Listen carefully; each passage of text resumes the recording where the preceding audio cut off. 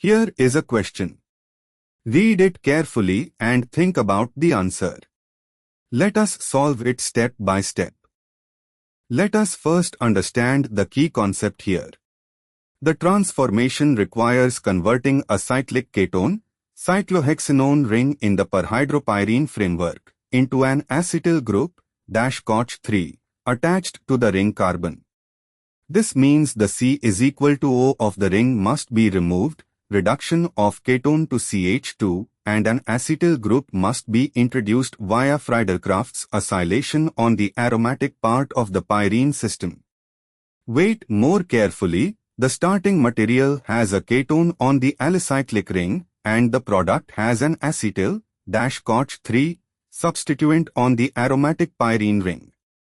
So the two steps are 1. Friedel-Crafts acylation to introduce the acetyl group on the aromatic ring, and 2. Clemmensen reduction, Zn, Hg, HCl, to reduce the existing alicyclic ketone to CH2.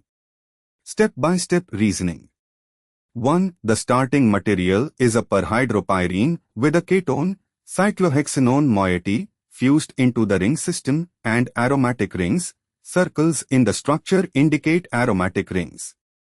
2. The product has the aromatic pyrene core bearing A, C, is equal to O, CH3 group, and the original ketone position is now reduced to CH2.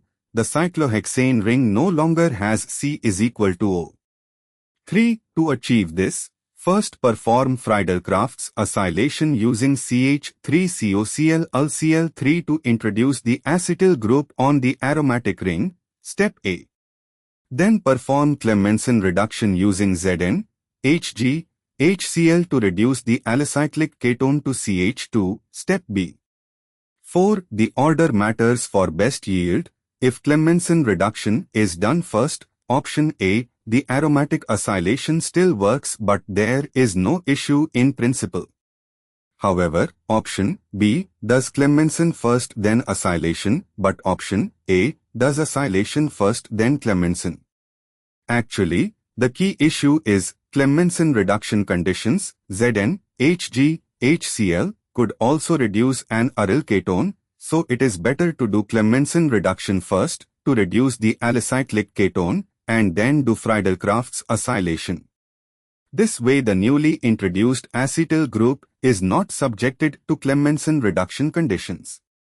5. Option B A is equal to Zn, Hg, HCl, reduces the alicyclic ketone first, B is equal to CH3COCl, UlCl3, then introduces acetyl group via Friedel-Crafts.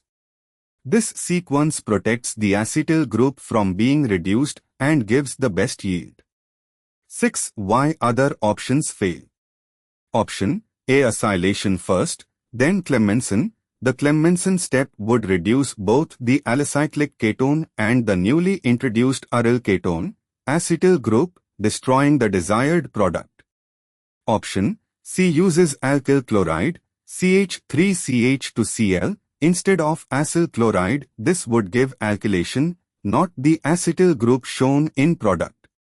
Option D, Wolff-Kishner first, then alkylation with CH3CH2Cl, wrong reagents for the required transformation. Therefore, the correct answer is B. Therefore, the correct answer is option B.